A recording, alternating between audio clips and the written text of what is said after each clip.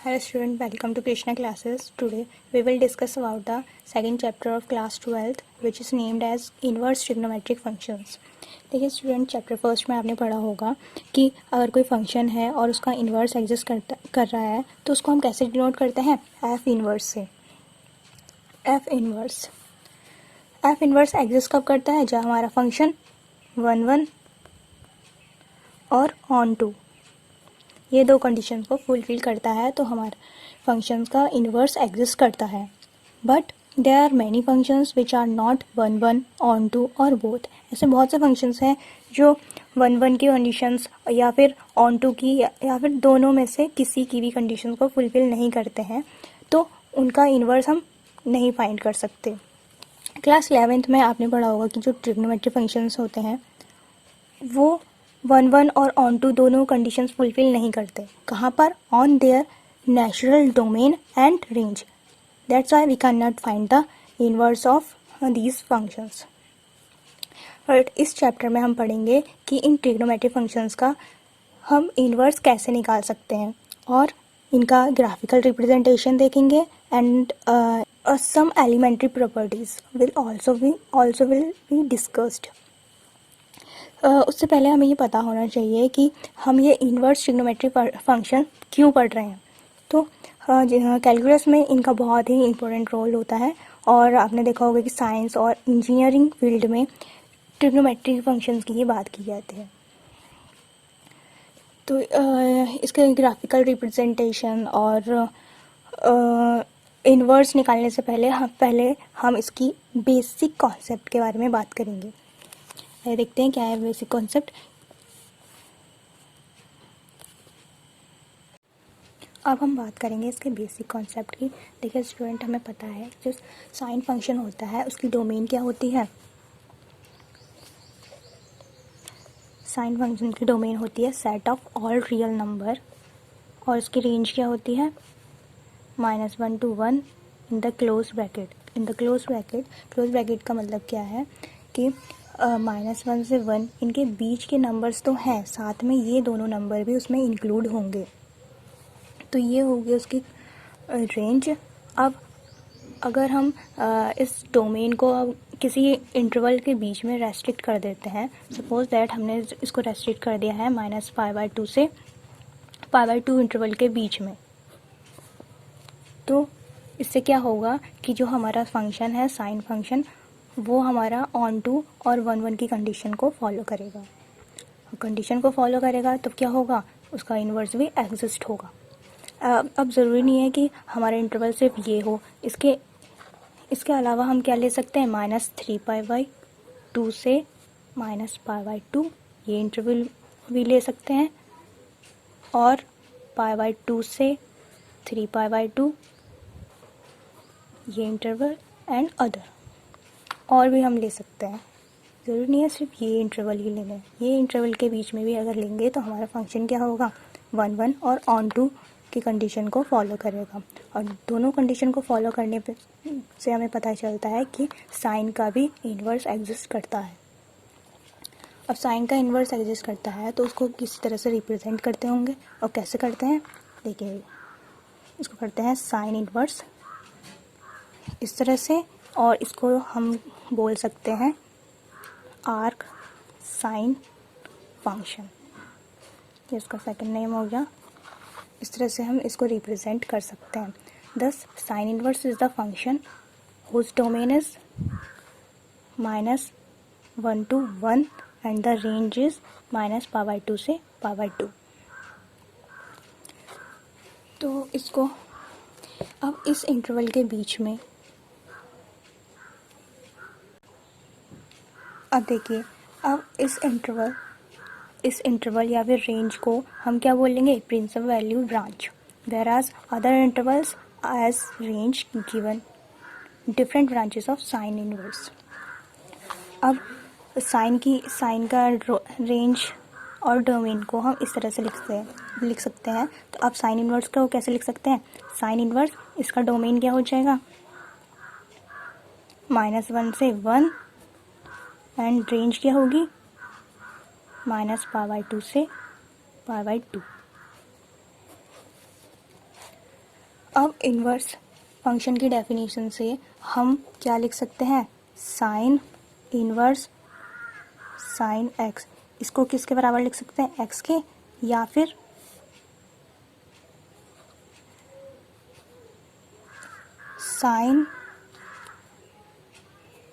Sign inverse x equals to x. कहाँ पर, जब if -1 less than equals to होगा x less than equals to होगा 1 के। सेम चीज़ को हम इस तरह से भी लिख सकते हैं, साइन में -1 कब होता है, जब साइन π/2 हो, यानी कि -sin π/2 less than equals to x less than equals to π/2। तो ये हो गया इसका साइन इन्वर्स का रिप्रेजेंटेशन। अब हमें इसका निकालना है ग्राफिकल रिप्रेजेंटेशन। देखिए student, I already draw the graph of sine x and sine inverse x. Now I will explain the graph. First हमने क्या किया, एक्स एक्सिस ड्रॉ करनी है एंड वाई एक्सिस, और हमने इंटरवल्स क्या लिए हैं, 0, π/2, पाई, और फिर उसके बाद 3π/2, 2π। ऐसे ही लेफ़्ट साइड में -π/2, फिर -π, -3π/2 एंड -2π। वाई एक्सिस पे हमने कुछ नंबर लिए हैं 1, और नीचे की साइड -1। अब हमें वैल्यूज़ चेक करनी है। साइन 0 की वैल्यू क्या होती है, 0। तो हमारा ग्राफ कहाँ से स्टार्ट होगा, यहाँ से, ओरिजिन से। फिर हमने चेक किया कि साइन π/2 कितना होता है, 1। तो यानी कि ग्राफ कहाँ जाएगा, ऊपर की तरफ गया। अब इसके बाद यहाँ इस पॉइंट पे पहुँचने के बाद हमने चेक करना है साइन पाई की वैल्यू कितनी होती है। साइन पाई की वैल्यू होती है 0 होती है, तो ग्राफ जाएगा डाउनवर्ड। ऐसे ही हम दोबारा से चेक करेंगे साइन 3π/2, तो यहाँ पे आ जाएगी इसकी वैल्यू -1। -1 कहाँ है, नीचे की साइड, तो ग्राफ आएगा फिर से नीचे, एंड देन 2π की वैल्यू हो जाएगी 0, तो आएगा ग्राफ यहाँ। ऐसे ही लेफ़्ट साइड में चेक करेंगे कि साइन -π/2 कितना होता है, -1, तो ग्राफ जाएगा डाउनवर्ड। एंड देन चेक करनी है हमें कहाँ पे, -π पे, तो साइन -π होता है 0, तो ये आ जाएगी लाइन पे, यहाँ पे आएगी इसकी ग्राफ। ऐसे ही -3π/2 पे चेक करना है, ऐसे ही -2 पे चेक करेंगे, तो ये ग्राफ इस तरह से बन के आएगा। बट हमें तो, हमारा इंटरवल क्या था, -π/2 से π/2, तो जो हमारा मेन ग्राफ होगा वो होगा इतना, यहाँ इस पॉइंट से लेके यहाँ तक। तो ये हो गया हमारा y equals to sine x का ग्राफ। अब बट हमें क्या फाइंड करना था, साइन इन्वर्स एक्स का ग्राफ निकालना है। तो ग्राफ तो सेम रहेगा, बट क्या होगा, एक्स और वाई एक्सिस को हम इंटरचेंज कर देंगे। तो वो कैसे दिखेगा, वो ऐसा दिखेगा। ये था एक्स एक्सिस पे, अब सेम ग्राफ कहाँ कैसा दिखेगा, वाई एक्सिस पे दिखेगा। ये वर्टिकली लाइन वाई एक्सिस पे। तो यहाँ पे देखिए -π/2 से π/2, ये ग्राफ कैसा रहा, सेम ऐसा जैसे हमने यहाँ पे देखा था, वैसे ही ग्राफ हमें यहाँ पे भी देखने मिल रहा है। ये हो गया y equals to sine inverse x का ग्राफ। अब हम निकालेंगे cos x का ग्राफ और उसके बाद cos इन्वर्स x का। अब देखिए स्टूडेंट, साइन फंक्शन की तरह cos फंक्शन का भी सेम डोमेन होता है। वो क्या होता है, r cos दैट r क्या होता है, set of all real number, और इसकी रेंज क्या होती है, -1 to 1। जैसे साइन की थी -1 to 1, इस कॉस की भी सेम रेंज होती है। तो अब इसमें हम अगर कॉस की जो डोमेन है उसको रेस्ट्रिक्ट कर दें किसी एक इंटरवल के बीच में, तो हम देखेंगे कि वहाँ पर कॉस फंक्शन 1 और ऑन टू की कंडीशन को फॉलो कर रहा है। वो इंटरवल क्या है, -π से 0 to π, π से 2π, एक्सेट्रा, कुछ कोई से भी इंटरवल ले सकते हैं। तो अगर हम इन इंटरवल्स पर रेस्ट्रिक्ट कर दें डोमेन को, किसकी, कॉस फंक्शन की, तो हम देखेंगे कि यहाँ पे भी कॉस 1 और ऑन टू की कंडीशन को सेटिस्फाई कर रहा है। अगर कोई फंक्शन इन दो कंडीशन को सेटिस्फाई करता है तो इसका मतलब क्या होता है कि उस फंक्शन का इन्वर्स भी एग्जिस्ट करता है। That's why inverse of cos is also exist. Now अब देखिए, इन्वर्स एग्जिस्ट कर रहा है तो उसको किसी तरह से डिनोट भी करते होंगे। तो कॉस का इन्वर्स को हम कैसे डिनोट करेंगे, कॉस इन्वर्स या फिर आर्क कोसाइन फंक्शन, ये दूसरा नाम है उसका, इस तरह से डिनोट करते हैं। Thus cos inverse is the function whose domain is, उसकी डोमेन क्या हो जाएगी, -1 to 1 और रेंज में भी minus pi to 0, 0 to pi, pi to 2 pi and so on. उसकी रेंज कुछ भी हो सकते हैं, but the branch with range 0 to pi is called the principal value branch of the function cos inverse.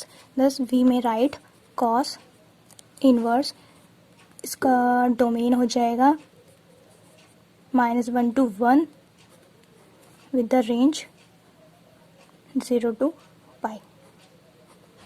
अब देखिए कॉस में क्या हो रहा था, ये चीज़ थी हमारी रेंज, और कॉस इन्वर्स में ये रेंज कहाँ आ गई, डोमेन में, डोमेन की जगह पे आ गई मतलब। तो इस तरह से कॉस इन्वर्स को हम रिप्रेजेंट करते हैं। अब हम बात करेंगे इसके ग्राफ की।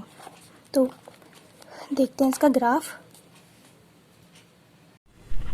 अब देखते हैं इसका ग्राफ। तो मैंने लाइंस ड्रॉ कर दी हैं, x axes and y axes, और इसके इंटरवल्स भी ले लिए हैं 0, π/2 pi, 3π/2, 2 pi, 5π/2, and left side में भी सेम लिए हैं in the negative manners. And y axes पे हमने लिया है 1 और -1 नीचे की साइड। अब हमें चेक करनी है इनकी वैल्यूज़। अब cos 0 कितना होता है, cos 0 की वैल्यू होती है 1। दैट्स वाई हम ग्राफ स्टार्ट करेंगे यहाँ से। तो यहाँ से स्टार्ट करने के बाद हम वैल्यू चेक करेंगे cos π/2। cos π/2 होता है 0, तो ये कर्व आएगी नीचे की साइड। अब यहाँ पहुँचने के बाद हम cos पाई की वैल्यू देखेंगे। cos पाई की वैल्यू होते हैं -1 नीचे की साइड है, तो हम नीचे की साइड आएंगे। अब यहाँ आके हम वैल्यूज़ किसकी चेक करेंगे, cos 3π/2, ये होता है अगेन 0। cos 0, तो ये 0 होता है, तो हम अगले इस पॉइंट पे। अब फिर से हमें वैल्यूज़ चेक करनी है 2 पाई पे। तो 2 पाई पे सेम वही होता है 1। दैट्स वाई कर्व जाएगा ऊपर की साइड। ऊपर की साइड जाने के बाद हमें चेक करनी है cos 5π/2। यहाँ पर इसकी वैल्यू होती है 0। दैट्स वाई हमारा कर्व आएगा यहाँ पे। अब लेफ्ट साइड में हमें चेक करनी है cos -π/2, ये भी होता है 0, तो हमारा कर्व नीचे की साइड आएगा। And then we will check the value of cos -π, इसकी वैल्यु होती है -1। दैट्स वाई हमारा कर्व अगेन डाउनवर्ड जाएगा। फिर हम चेक करेंगे -3π/2 पे, इसकी वैल्यू होती है 0, तो हमारा कर्व जाएगा इस पॉइंट पे। फिर हमें चेक करनी है -2 पाई पे, वो हो जाएगा 1, यानी कि 1 ऊपर की साइड। और फिर हम चेक करेंगे इस पॉइंट पे, तो ये आ जाएगा 0। तो इस तरह से हमारा ये कर्व बन जाएगा। बट हमारा एक चीज़ और ध्यान रखनी है, हमारा इंटरवल था 0 to पाई। तो 0 to पाई कहाँ पे हमारा 0 और पाई, यानी कि ये यहाँ से लेके यहाँ तक का जो कर्व बना है, ये हो गया हमारा ग्राफ किसका, y = cos x का, इन द इंटरवल 0 to पाई। ये हमारा मेन ग्राफ है यहाँ से यहाँ तक। ये हो गया graph y = cos x In the same way we can see that the graph of y equals to cos inverse x, और डिफरेंस क्या है, ये कर्व बन रही थी हमारी x एक्सिस पे, कॉस इनवर्स में ये कर्व बनेगी y एक्सिस पे, ऐसे बन रही है। एंड बाकी के पॉइंट हमारे सेम है, इंटरवल सेम है, और जो हमारी डिस्टेंस है वो भी सेम है। तो ये हो गया हमारा y equals to cos inverse x का ग्राफ। अब हम देखेंगे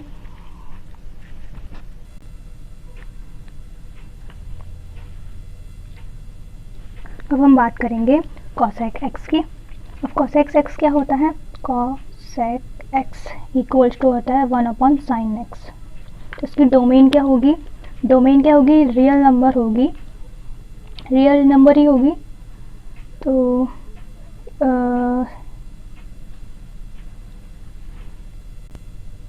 पर उसमें integral multiple of pi include नहीं होगा। हमारा डोमेन तो वही होगा R, set of all real number, but integral multiple of pi is not included in the set R. इसको लिखेंगे कैसे, देखते हैं। इसको लिखेंगे x such that x belongs to r and x not equals to n pi और n belongs to z। इस तरह से लिखेंगे। इसका मतलब सेम वही है जो अभी मैंने बताया कि इसकी डोमेन तो क्या है, रियल नंबर ही है, set of all real number, but इसमें n पाई यानी कि integral multiple of pi is not included in the set R. और इसकी रेंज क्या होगी, रेंज होगी y such that y belongs to r, y less than equals to 1 और y less than equals to -1। तो इसका मतलब क्या हुआ कि इसकी रेंज क्या होगी, r रियल नंबर तो है लेकिन उसमें -1 से 1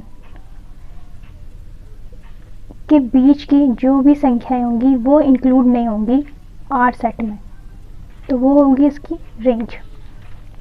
अब इस रेंज को हम कैसे लिख सकते हैं, आर माइनस करेंगे -1 to 1 the open set. Range में से, रेंज यानी कि रियल नंबर में से इस सेट को माइनस कर देंगे तो जो बचेगा वो हमारे कॉसेक फंक्शन की रेंज होगी। अब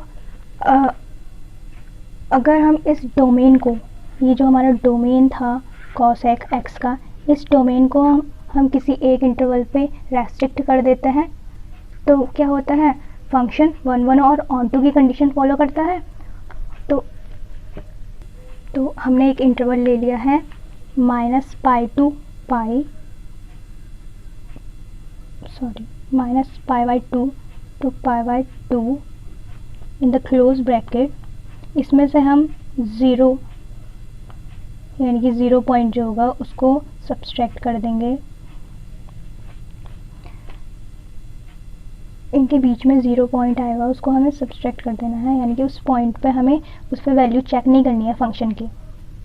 तब क्या होगा कि जो हमारा फंक्शन है कॉस सेक एक्स, वहाँ पर ये 1/1 और ऑन2 दोनों कंडीशन को सेटिस्फाई करेगा।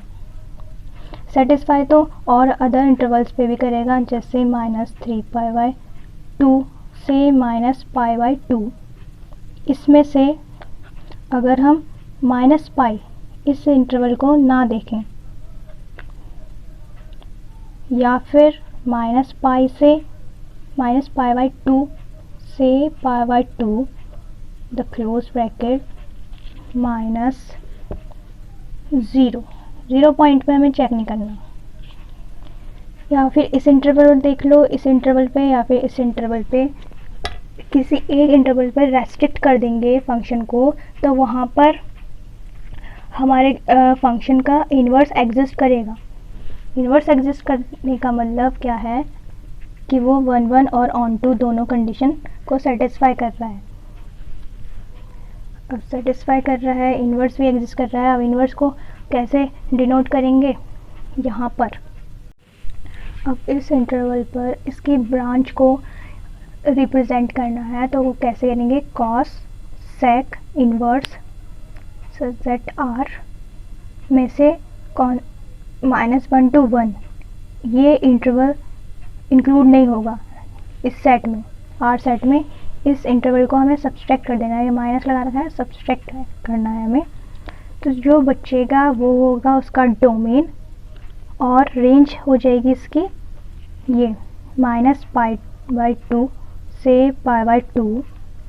इस इंटरवल में से भी 0 पे हमें चेक नहीं करना है, तो ये हो जाएगी इसकी रेंज।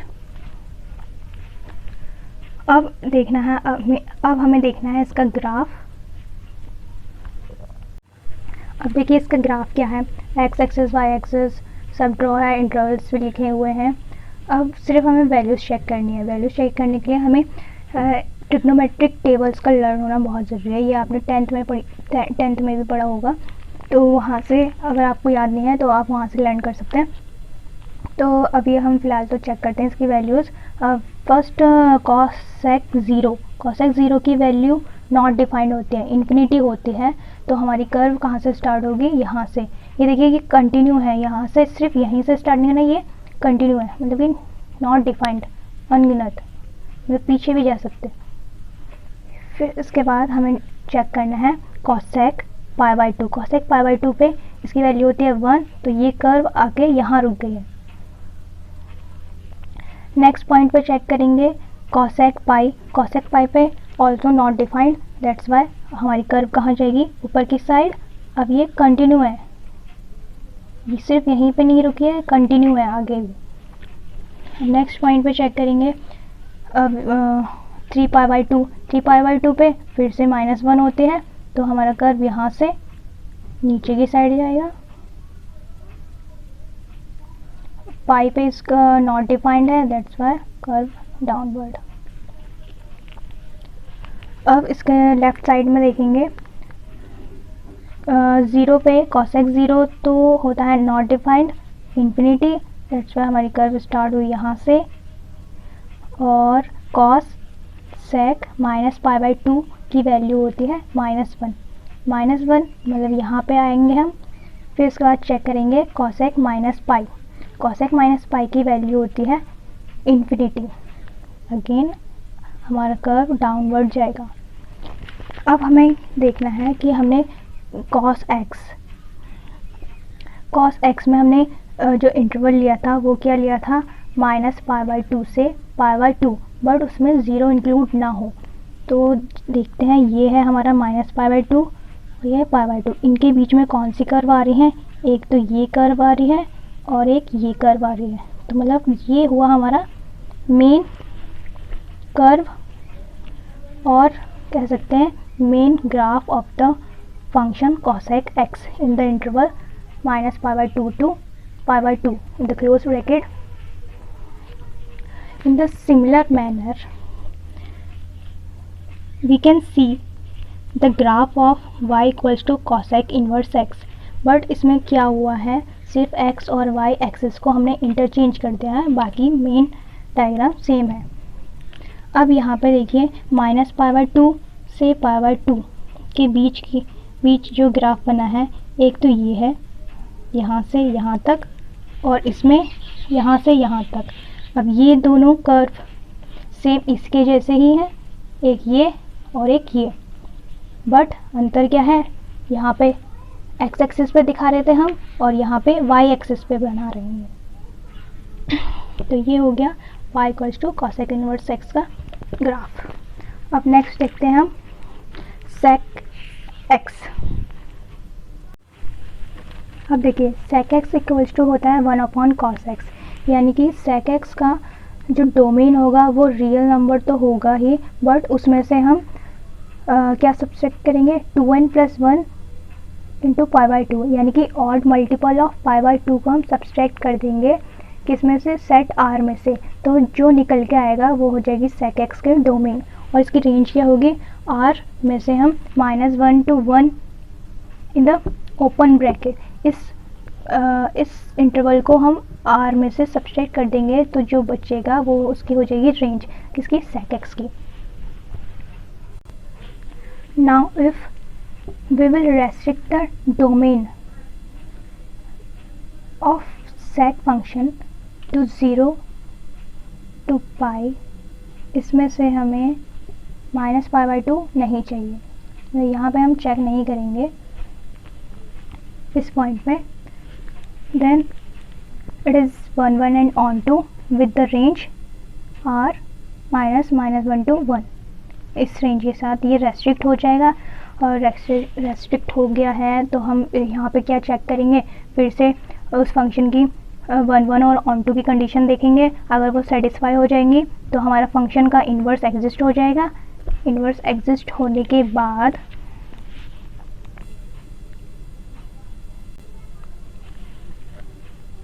इसको हम बोलेंगे principal value branch of the function sec inverse x, और इसको हम डिनोट करेंगे साइन इनवर्स. इसका रेंज, इसकी डोमेन हो जाएगी r में से ये इंटरवल हमें सब्सट्रैक्ट करना है -1 to 1, और इसकी रेंज हो जाएगी ये 0 से पाई. इस इंटरवल में से भी हमें π/2 नहीं चाहिए. तो ये हो गया sec इनवर्स का,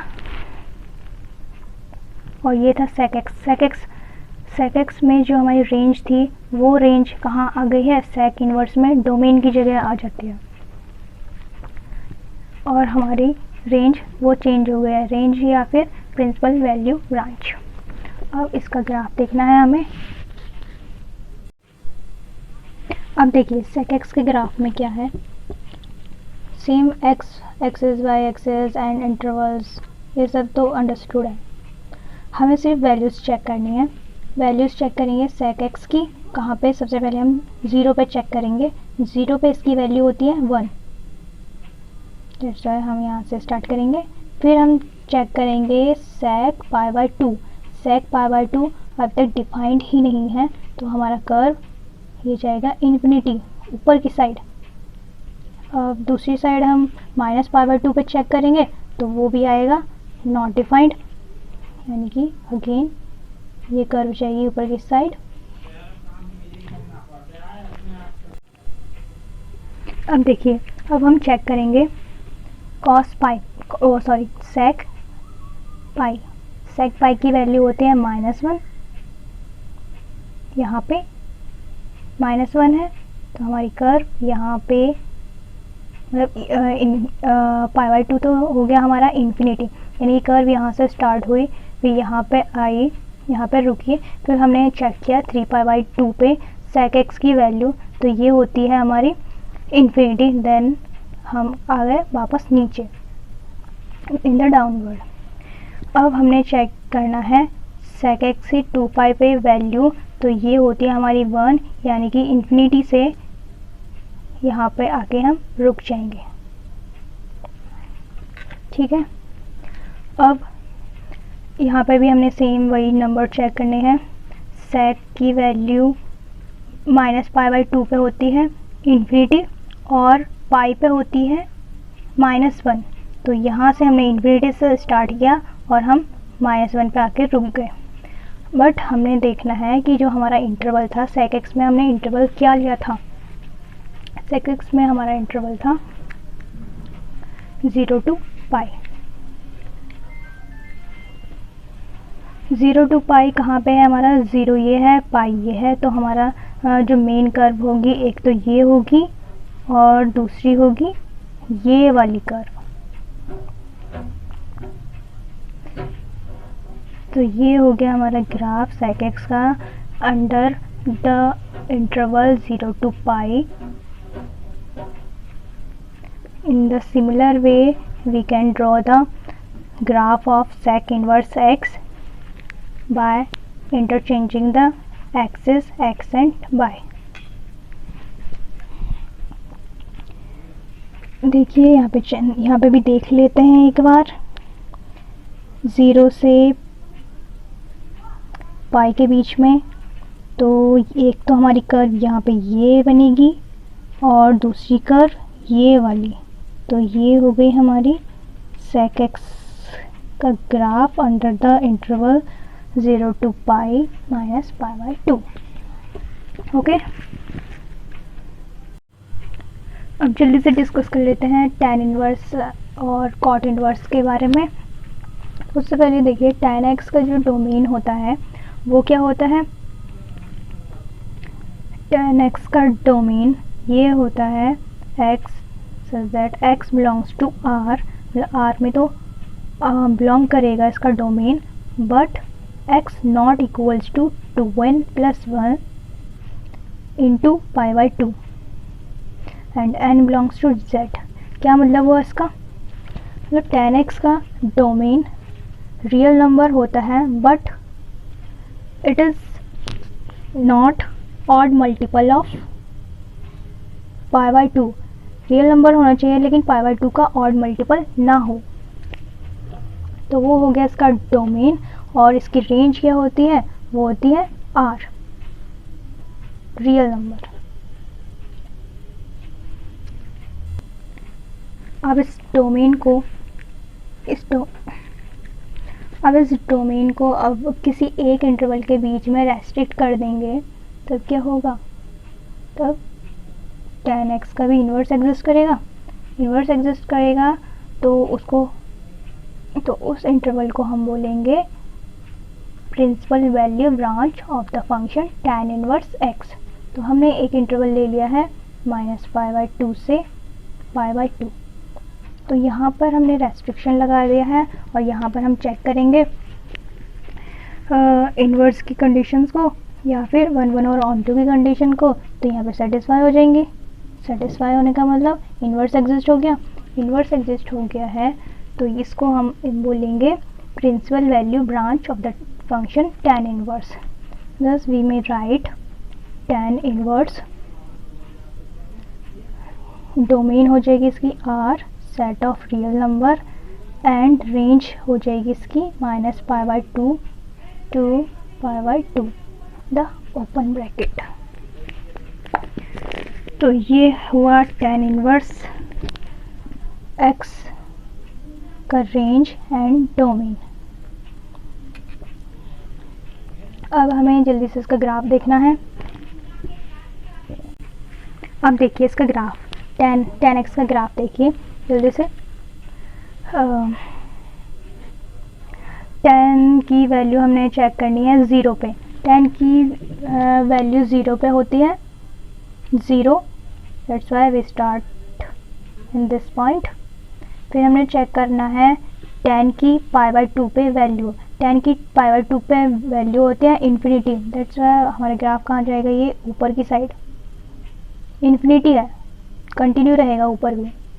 अब नीचे की तरफ भी देख लेते हैं, मतलब यहाँ इस पॉइंट पे देखेंगे tan -π/2 it also not defined, that's why हमारा ग्राफ नीचे आएगा और ये कंटिन्यू रहेगा नीचे।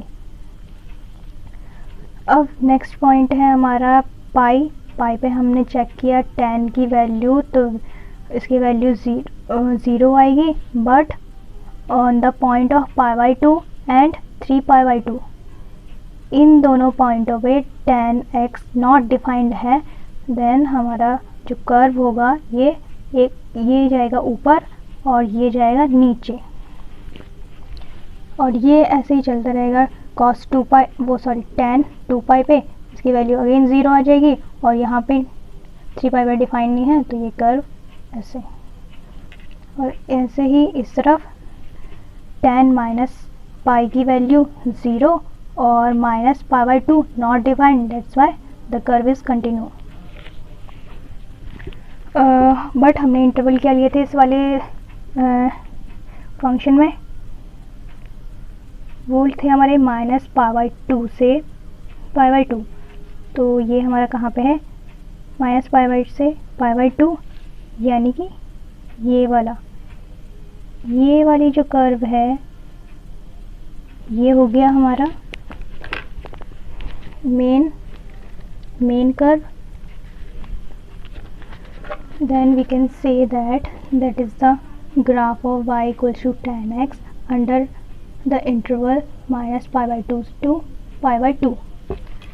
In the similar way, we can draw the graph of tan inverse x by exchanging the axes of x and y. तो हमारा यहाँ पे ग्राफ, मेन ग्राफ देखना सिर्फ, हमारा मेन ग्राफ क्या हो जाएगा, ये वाला, यहाँ से यहाँ तक, फिर यहाँ से यहाँ तक, मेन ग्राफ. और ये रिपीट होता रहेगा, ये ऊपर बनाओगे ये रिपीट होते रहेंगे, किसी भी पॉइंट में निकाल देंगे. Odd multiple of pi by 2 पे हम निकाल ही नहीं सकते, मतलब इसका कहने का मतलब ये है. तो ये हो गया हमारा y equals to tan inverse x का ग्राफ. अब हमें जल्दी से देखना है cot tan इनवर्स x का ग्राफ. अब देखिए जो हमारा cot होता है उसका डोमेन क्या होता है, डोमेन होता है the set of x such that x belongs to R, set of all real number, but x not equals to n pi and n belongs to z. यानी कि रियल नंबर तो है, इसका कॉट का जो domain होगा real number होगा, but x not equal to n pi, pi का n मल्टीपल ना हो, तो वो होगा हमारा कॉट x का डोमेन. और इसकी रेंज क्या होगी, रेंज होगी इसकी r, रियल नंबर. अब हमने क्या करना है, इस डोमेन को रेस्ट्रिक्ट करना है किसी एक इंटरवल के बीच में. तो इंटरवल्स हमने ले लिए हैं माइनस पाई से 0, 0 से पाई, पाई से 2 पाई एक्सेट्रा. अब इन इंटरवल्स को रेस्ट्रिक्ट कर देंगे तो हम फिर से देखेंगे कि यहाँ पे भी जो हमारा फंक्शन है कॉट एक्स वो 1 1 और ऑन टू की कंडीशन को फुलफिल कर रहा है. तो इसका मतलब क्या हो जाएगा कि इस फंक्शन का इन्वर्स एग्जिस्ट कर रहा है. तो वो इंटरवल हमने ले लिया, ये वाला इंटरवल ले लिया हमने 0 से पाई. तो 0 से पाई ले लिया है, तो 0 से पाई इस इंटरवल को हम बोलेंगे principal value branch of the function cot inverse. And we may write cot inverse की डोमेन हो जाएगी R, जो रेंज होती है, मतलब जो कॉट में जो रेंज होगी वो इनवर्स में डोमेन की जगह आ जाती है, डोमेन, और इसकी रेंज चेंज हो गई, रेंज हो जाएगी हमारी 0 to pi, the close in the open bracket. अब इसका हमें ग्राफ देखना है. अब देखिए कॉट x की वैल्यू चेक करनी है हमें 0 पे. कॉट 0 इन्फिनिटी होता है, तो हम स्टार्ट करेंगे कर्व इन्फिनिटी से, ये यहाँ से हमने स्टार्ट किया है कर्व. फिर उसके बाद हमें चेक करना है cot pi by 2. Cot pi by 2 की वैल्यू होती है 0, दैट्स वाई हम यहाँ आए. उसके बाद हमने चेक करना है कॉट पाई की value again not defined, that's why हमारा कर्व डाउनवर्ड जाएगा, कहाँ तक, इन्फिनिटी तक जाएगा, क्योंकि यहाँ पे वैल्यू हमें पता ही नहीं है, डिफाइंड ही नहीं है. ऐसे ही मतलब जितने भी n मल्टीपल होंगे, पाई के n मल्टीपल होंगे, वहाँ पर कर्व बनेगा ही नहीं. ये सब ऐसे ही रिपीट होते रहेंगे n मल्टीपल पे, ऐसे ही इधर लेफ्ट साइड में भी रिपीट होते रहेंगे. हमने इंटरवल लिया था इसमें 0 से पाई, हम सिर्फ 0 से पाई की बीच की कर्व को देखेंगे पहले.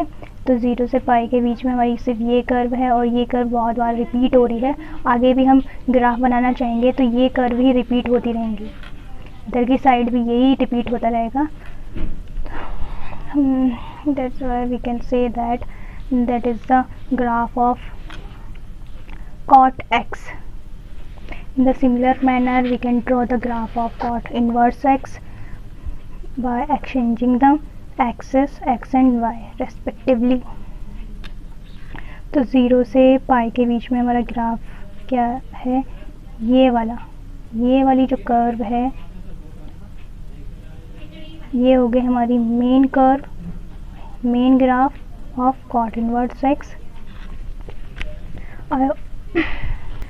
नेक्स्ट वीडियो में हम चेक करेंगे principal value of the given function, यानी ये, या फिर हम एक्सरसाइज में सॉल्व करेंगे।